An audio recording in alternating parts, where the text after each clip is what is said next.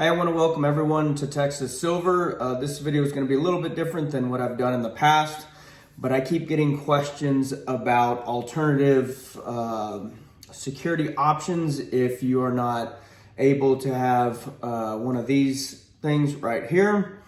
So today we're going to talk about an alternative to that. And obviously, if you've read the title, you already know what we're going to talk about today.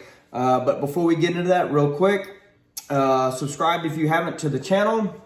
Comment below. I'm going to go over a lot of specs and everything with this weapon system that I'm about to go over. I'm probably going to miss something. I'm sure there's someone out there that has more information, more experience with these things. So if you could comment below, that way it'll help everyone out and it might answer some questions that someone else has that I miss. Share these videos and also hit the bell notification. That way you're notified of the next one that I drop. So without further ado, what I'm going to talk about today is crossbows. So this is the one that I have right here. Sorry, I don't have much room. I am going to shoot this later on in the video, so you'll have better, better look at it and stuff, but it's kind of hard to get this thing in the view. But this bow is the Equalizer, and it is made by Excalibur. And I picked this thing up at Cabela's. I've had it probably 5 or 6 years now. I've actually taken a buck with it, so I have actually used it. It is a very efficient killing machine. When I did take that deer, it was a very clean kill, and it went down really quick, so minimal suffering. So, but they are very efficient. So the specs on this bow is it shoots the arrow at 370 feet per second, give or take. Obviously, it's going to change depending on the weight of the broadhead or the practice tip that you're using, because if it's a heavier tip, the arrow is going to travel a little bit slower, and vice versa. So that's kind of the average, and that's what the manual says that the feet per second is. So that's pretty fast to have an arrow going almost 400 feet per second. That's moving, ladies and gentlemen. Okay, so the draw weight of it, meaning the strength that it takes to pull back the string, is 250 pounds. And I'll go over that. Obviously, I mean, unless you're Hulk Hogan, you're not going to be able to cock this thing with your bare hands. There's a cocking device that you get that aids with the cocking of this weapon system. The trigger is approximately a 3-pound pull, and the site said this is no longer available, so I had to go digging for this information. It says that the hunting weight is 8 pounds, 13 ounces. That sounds a little heavy to me, but that may be with all the arrows and a sling, and I don't know exactly what hunting weight is, but I'm guessing the dry weight of this crossbow is probably between 7 and 8 pounds. So I don't know exactly what hunting weight is. If you know what it is, comment below. And the MSRP for that bow was around $900. What I would recommend if you do get one is a limb saver. Let me make sure I'm saying this right. A limb saver kit. And so what that is are these bumpers right here. Unless the bow comes with it, I would recommend adding those. And what those do is they dampen the sound, and they also apparently save your limbs. The limbs being this part of the bow.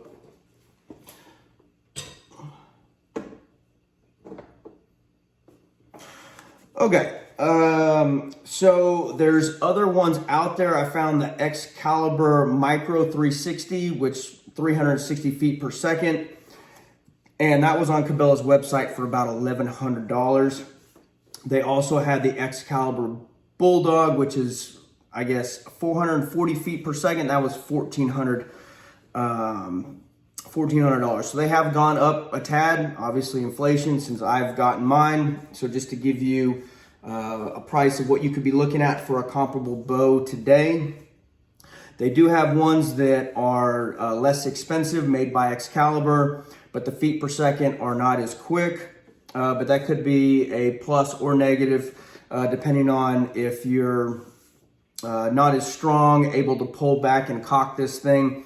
If the draw weight is less, it may be the only bow that you're able to cock. But some of those were $600 to $700 range. They actually had a Excalibur Twin Strike, which was $2,000, and that thing was able to shoot 2 arrows. I don't know if probably not at the same time, and that's probably not practical. I don't even know when you would want to do that, but it's probably shoots one and then the other. But that one was $2,000. I don't know that that's something that I would look into, but that is available. They also had just to give you the range of prices you could be looking at. 10 Point is a very good crossbow brand. They had one that was 470 feet per second, which is screaming for an arrow, but it was $2,800. So just know that you're looking at, depending on what brand you go with, and I'll go into why I did Excalibur, the pros and cons of that. But obviously Excalibur is not the only brand out there. But just know to get into one of these bows, a decent bow, nothing that's garbage in my opinion, you're probably looking at $600 minimum for the actual bow. But that one that's 470 feet per second, I'm pretty sure you could probably hit a target at 100 yards, which is pretty incredible out of a bow. Okay, so let's go into the pros and cons of a crossbow. And this is what I'm talking. So I'm comparing a crossbow to, say, firearms, and then I'll go into the pros and cons of this bow versus other bows. Okay, so they are legal in most states, and not many law restrictions. Obviously, I don't know all the laws in all the states, so I don't know if they're legal in California. But generally, I don't think there's any restrictions, federal restrictions, of owning a crossbow over firearms. Obviously, if you have a felony or have been convicted of family violence, you're not allowed to own a firearm, or it's very limited or restricted on how to get one. So I'm not going to get in the weeds in that. Just check into your local laws and city ordinance and ordinances and all that, and figure out if you can legally own one or not. So that's one of the pros to this. It is quiet compared to a firearm. The crossbows are a little bit louder than your vertical bows. Vertical bows are what you think of traditional, like a Robin Hood bow. That's a vertical bow. So that's what I'm talking about when I say vertical bow. But it is very quiet compared to a firearm going off, and I'm talking not subsonic and suppressed and all that. I'm just talking a normal supersonic round coming out of a rifle or even a pistol. The bow is going to be a lot more quiet relative to a firearm. They're relatively easy to maintain and operate. Once the initial purchase is made, yes, the bow is a little expensive and all the stuff that you need to operate the bow and shoot it and practice it. Yes, there's some initial cost, but once you have that, it's relatively inexpensive to maintain and to practice and shoot the bow. Arrows are reusable for the most part, and I'll go into when they're no longer reusable. So for this bow specifically, a pack of 6 bolts is actually what they're called. Arrows are called bolts for crossbows. $63 for a pack of 6. I know that sounds maybe a little expensive, but they are reusable. And I would recommend having extra arrows on hand. Another good thing about crossbows is there's little to no practice needed or training. If you can shoot a rifle, you can shoot a crossbow. With your vertical bows, it takes a lot of skill and practice, and you can pretty much put this bow in anyone's hands as long as they can operate a rifle and have good fundamentals of rifle shooting will be able to easily and quickly be on target with a crossbow. So there's not that learning curve. You just have to learn how to load, unload, and just the controls of the bow itself. They can be used to hunt game, so that's a pro. So you can use it for if you need to get in a situation where you need to gather game, it can be used for that. They are very accurate and very consistent. I have a buddy of mine that ran his through a chronograph. The bolt, he fired it through a chronograph. And I want to say he said it was within a couple feet per second each time. So they are very consistent, very accurate. You'll be surprised on how accurate they can actually be. Another pro to this is where a Kevlar vest will stop a bullet. They generally will not stop an arrow.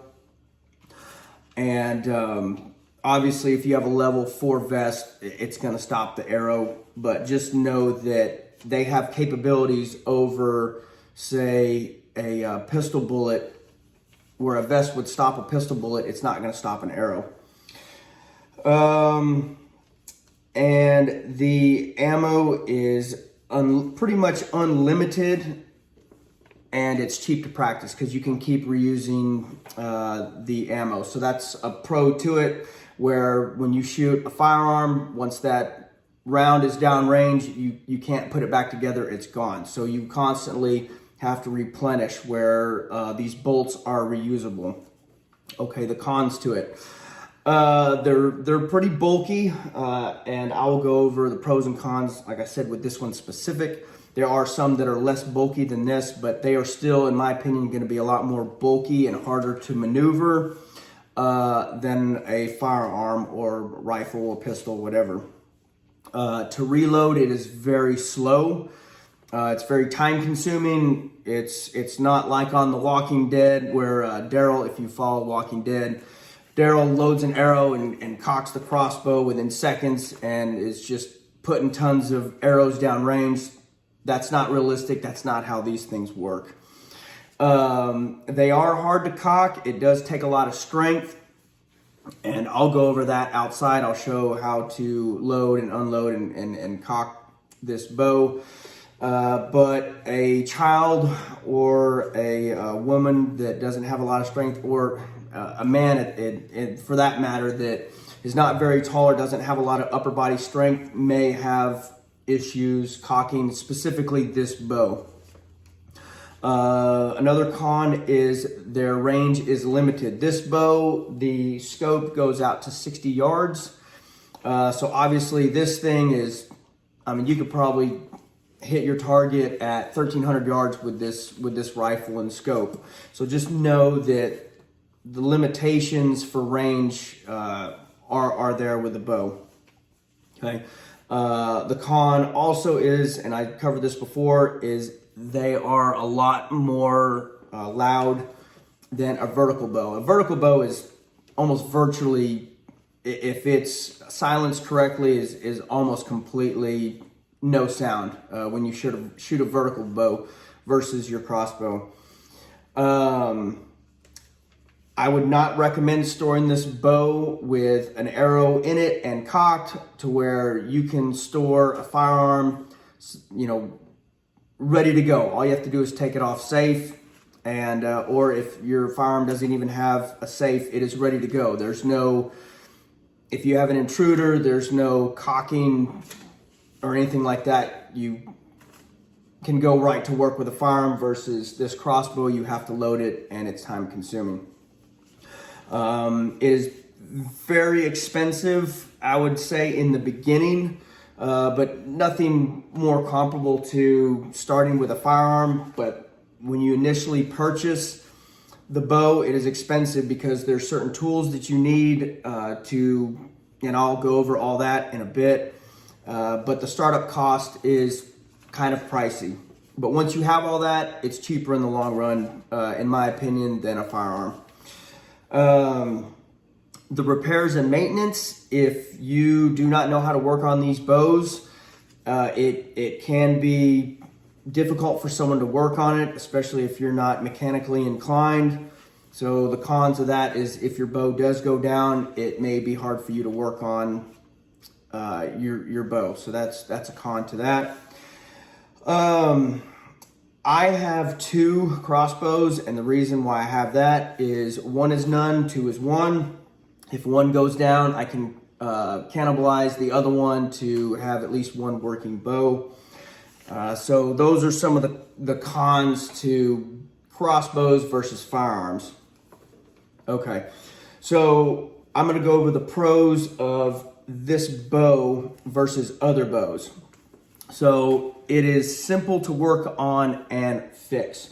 So this one, the limbs actually are what give it the energy to send the arrow down range. So it's very simple. There's no pulleys or anything like that. It's very simple to work on. If the string were to bust, it's easy to work on.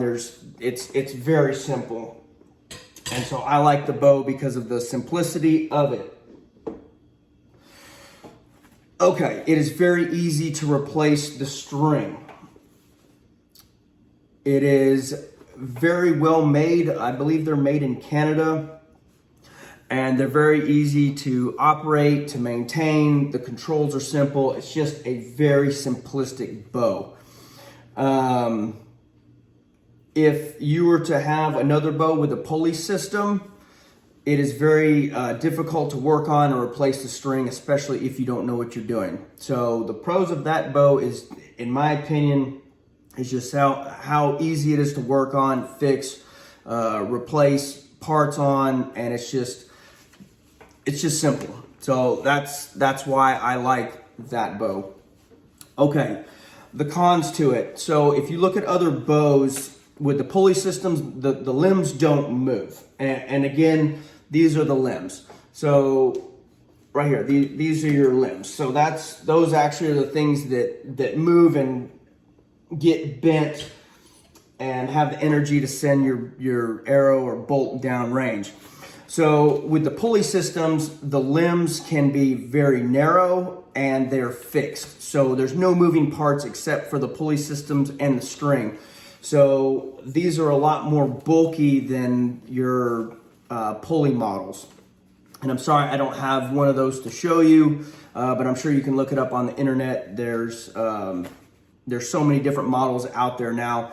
So the pulley system ones, I've seen a lot that are, I would say, a bullpup are super short and super narrow. It's crazy the energy that they're able to make in such a tight package.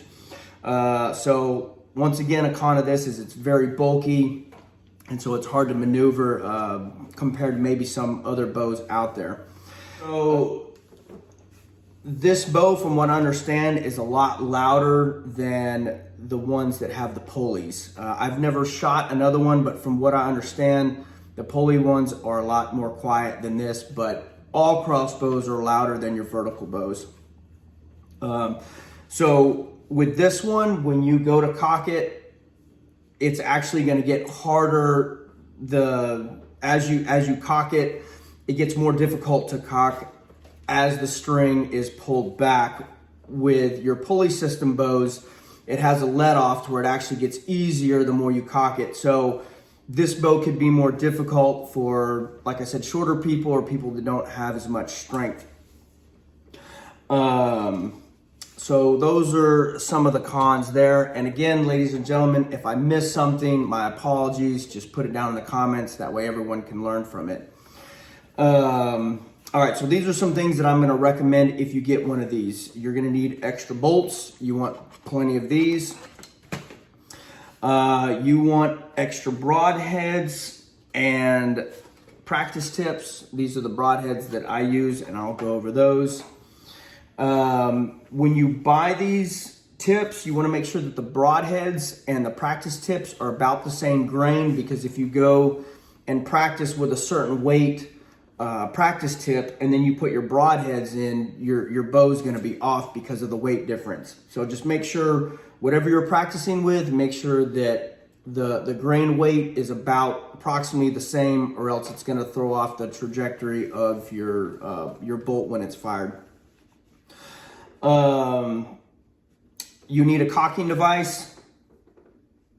I would recommend having a couple of them around just in case you lose one or one gets torn up. Like I said, 1 is none, 2 is 1. I believe the bow did come with it, but it was 6-7 years ago when I got this bow. I think I can't even remember, so I don't remember what all comes with it. I would recommend having extra strings. You need to have bar oil, and we'll go over that because you need to lubricate the bar that the arrow travels on. Also, you need wax for the string, and there's a specific wax that you need to get for that. You need to get a crossbow rated target. So just because it's a target meant for arrows, it does not mean that it's rated for crossbow bolts. Like I said, these bolts are traveling very fast, generally compared to your vertical bows. I know even your vertical bows are starting to get really fast these days, but you just want to make sure that it's rated for the arrow speeds that you are shooting. Another thing that you need with this bow specifically is going to be an arrow puller. When this arrow goes into the target, you literally have about that much left. So it's not much to grip onto, and it's very hard to pull them out. The back of these arrows, it does not have a notch. It's just flat. So, and what there is there's grooves, and this arrow puller, if I can get it to work, screws into the back of the arrow. There it goes. Texas Silver struggling here. But anyway, so it screws in the back, and you use this to pull it out of the target. So I would highly recommend getting one of those. If you get this bow system, yeah, I'm just going to throw that anywhere. You need a string replacement device, which is this. And what this device does is it allows you to cock the bow and replace the string. I don't even know how you would do it without that. I believe that does not come with the bow, so you need to get one of those. I would have a chronograph or access to one, because the way that the scope works, you actually dial your scope to the speed of your arrow. So if you're not able to figure out the exact speed of your arrow, your scope's going to be a little bit off. So not required, but especially if you're going to be shooting at longer distances, for your scope to work properly, you really need to know the speed of your arrow. So hopefully you have a buddy, or you can take it maybe to a bow shop. Maybe they can figure out the speed of your arrow, but that's part of it.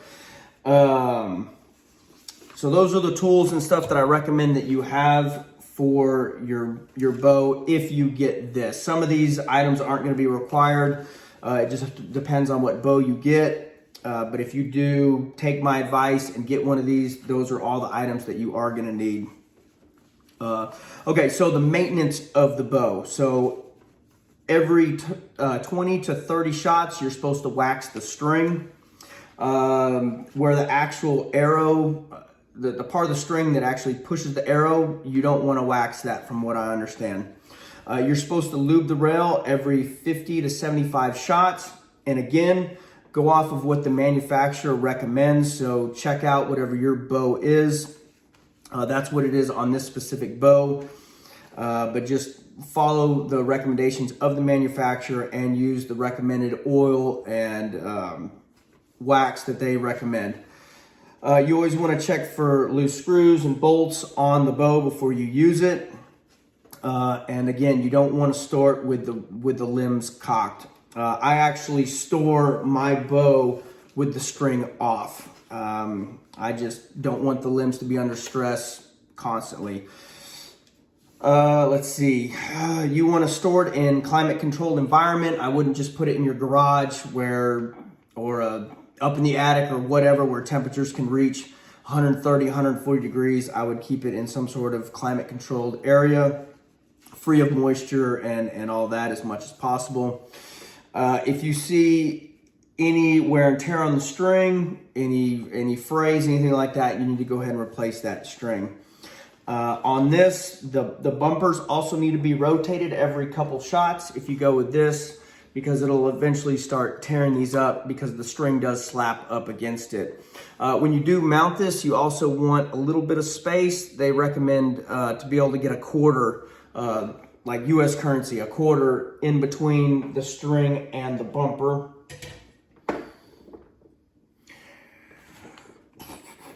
All right.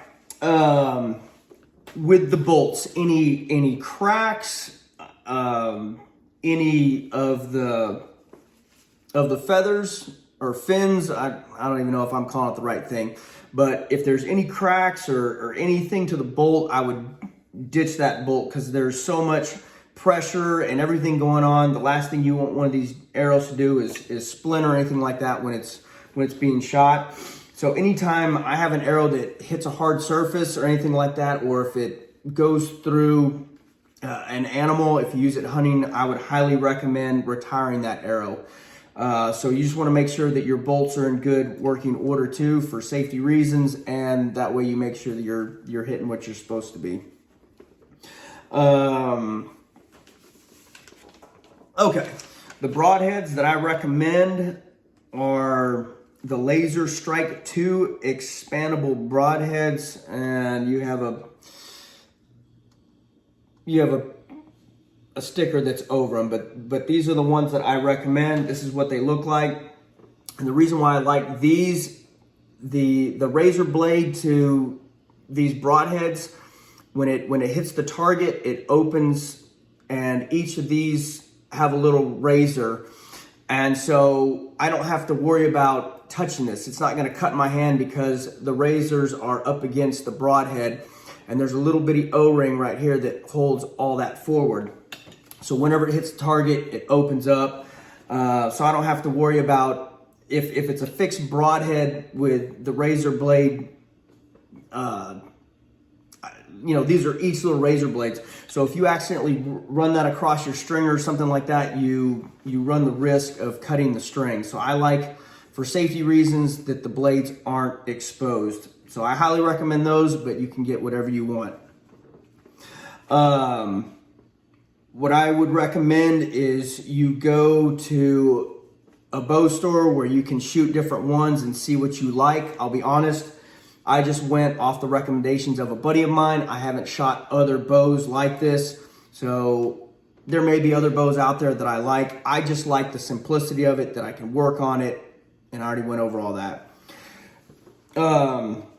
So just know that this is another tool in your tool belt. This is not an end-all, be-all. I like having it. I have tons of firearms, but I like this because there's applications that this may come in handy for.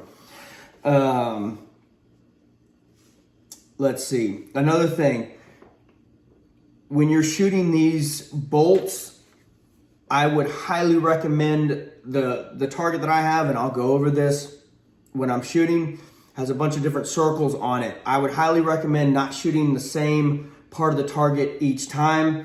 They are very accurate, and it is very easy to Robin Hood these. And if you don't know what that is, that's in Robin Hood, where you shoot another arrow and split the other arrow. So whenever that happens, you're actually going to destroy 2 arrows, and there goes $25 down the drain. So we're about to go outside and shoot this thing. I'm sorry this was long. Hopefully you stuck with me. I just wanted to get all that information out there. Outside's going to be a lot more fun. So let's get after it.